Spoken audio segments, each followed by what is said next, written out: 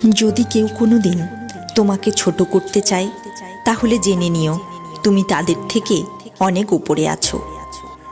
যেখানে যোগাযোগ নেই সেখানে কোনো সম্পর্ক থাকতে পারে না। যেখানে সম্মান নেই সেখানে ভালোবাসা থাকতে পারে না। আর যেখানে বিশ্বাস নেই সেখানে কোনো কিছুই কোনোভাবেই টিকে থাকতে পারে না।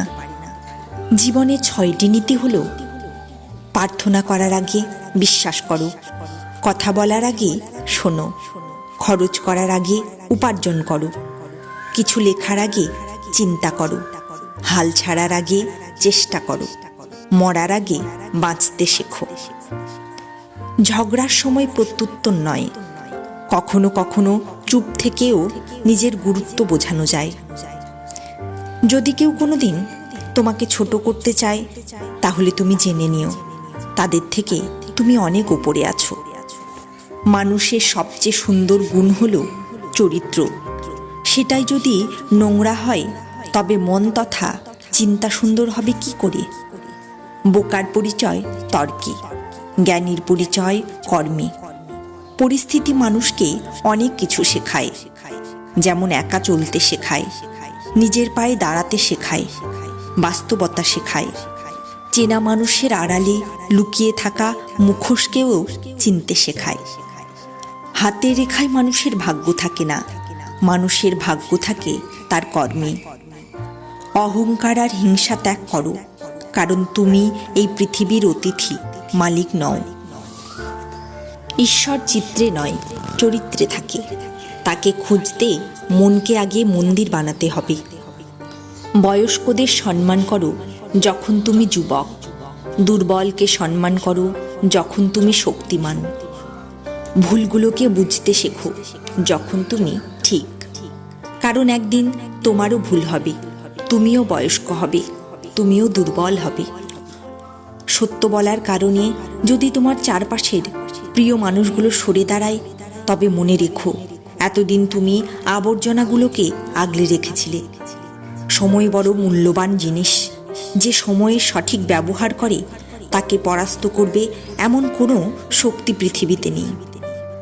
জলের থেকেও পাতলা হলো জ্ঞান, ভূমির থেকেও ভারী হলো পাপ, আগুনের থেকেও তেজালো হলো ক্রোধ, এবং কাজলের থেকেও কালো হলো কলঙ্ক।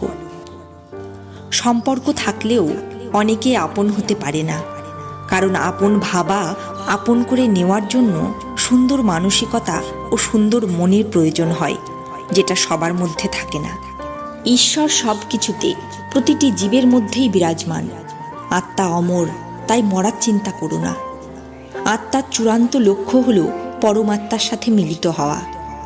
মানুষ নয়, মানুষের মনই হলো কারো বন্ধু বা শত্রু। মানুষের কর্মই তার ভাগ্য নির্ধারণ করে। জীবনে কখনো কারো সাথে নিজের তুলনা করো না। তুমি যেমন আছো সেরকমই থাকো, তুমি সেরা। যে নিজের মনকে নিয়ন্ত্রণ করতে পারে না, সে ধীরে ধীরে নিজেই নিজের শত্রুতে পরিণত হয়। দুষ্ট লোকেরা যদি শুধু বুঝিয়ে বুঝতো, তাহলে বিশ্বাস করো মহাভারত হতো না। একজন মানুষ তার বিশ্বাস দ্বারাই নির্মিত হয়। সে যেমন বিশ্বাস করে তেমনই সে হয়ে ওঠে। সম্মান অপমান, লাভ ক্ষতি, সুখী হওয়া দুঃখ পাওয়া, এসবই মনের ব্যাপার। যাকে আপন ভেবে সুখ পাচ্ছ, সেই তোমার দুঃখের কারণ। মানুষের জীবন তার কর্মের দ্বারাই চালিত হয়। যেমন তার কর্ম, তেমনই হয় তার জীবন। দেবত্ব শুধু নিজেকে শক্তিশালী বানানোর জন্য নয়, অন্যের মধ্যে শক্তি জাগ্রত করাই হলো আসল দেবত্ব। জীবনে কথাকে সংযত রাখা ভীষণ দরকার, কারণ কথার ক্ষত কখনো সারতে পারে না। যা ভালো তা গ্রহণ করো, যা খারাপ তা ত্যাগ করো। তা চিন্তা, কর্ম বা মানুষই হোক না কেন। মন, বচন ও কর্মের দ্বারা কাউকে দুঃখ দিও না। সম্মানিত ব্যক্তির কাছে অপমান হলো মৃত্যুর চেয়েও বড়। ক্রোধ মানুষের ধৈর্যকে সম্পূর্ণভাবে নষ্ট করে দেয়। ঈর্ষা মানুষের বিবেককে প্রলোভিত করে। মিথ্যা মানুষকে তার ধ্বংসের দিকে আরও এক ধাপ এগিয়ে নিয়ে যায়। জীবনে যদি কারোর কাছে কিছু চাইতে হয়, তাহলে ঈশ্বরের কাছে যাও, কারণ কেউ ফিরিয়ে দিলেও ঈশ্বর কখনো ফিরিয়ে দেন না। স্বর্ণের পরিচয় পাথরে ঘষলে, মিত্রের পরিচয় বিপদে পড়লে।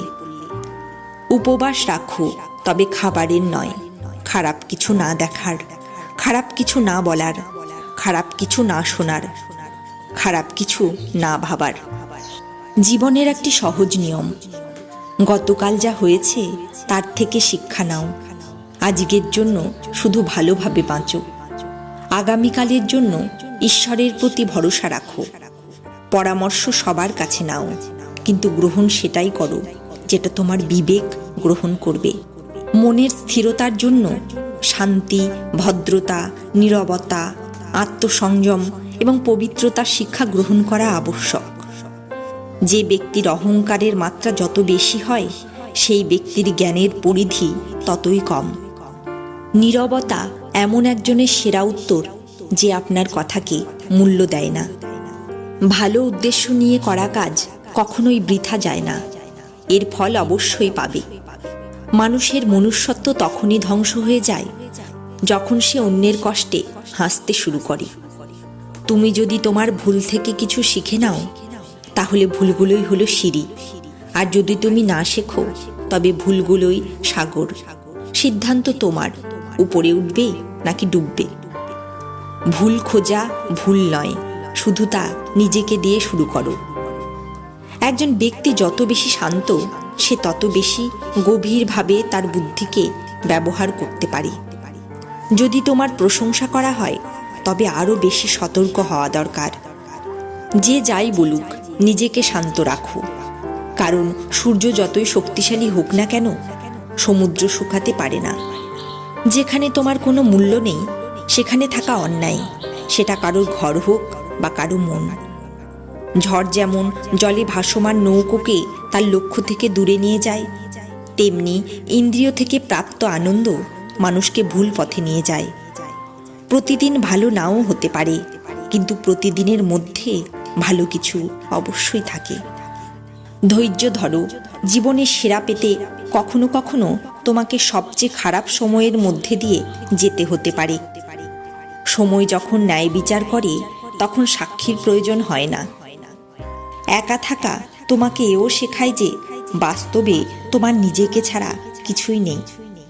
রেগে গেলে চিৎকার করতে শক্তি লাগে না, কিন্তু চুপ থাকতে অনেক শক্তি লাগে। তুমি পারবে না তোমার সম্পর্কে লোকের ধারণা বদলাতে, সুতরাং তুমি সেটাই করো যেটাতে তুমি খুশি থাকবে। কেবলমাত্র স্বার্থত্যাগী হল আনন্দ ও সন্তুষ্টির একমাত্র সহজ পথ। মানুষের কামনা বাসনাই হল প্রভূত দুঃখের প্রধান কারণ। জন্মের সাথে সাথেই মৃত্যুও নির্ধারিত, তাই নিজের কর্ম করো, যেটা অনিবার্য তার জন্য দুঃখ করো না। মনের স্থিরতার জন্য শান্তি, ভদ্রতা, নীরবতা, আত্মসংযম এবং পবিত্রতার শিক্ষা গ্রহণ করা আবশ্যক। কেবলমাত্র স্বার্থত্যাগী হল আনন্দ ও সন্তুষ্টির একমাত্র সহজ পথ। যা হয়েছে তা ভালোই হয়েছে, যা হচ্ছে তা ভালোই হচ্ছে, যা হবে তাও ভালোই হবে। তাই ভবিষ্যতে কি হবে তাই নিয়ে ভেবে কোনো লাভ নেই। বর্তমান নিয়ে পরম আনন্দে বাঁচতে শেখো।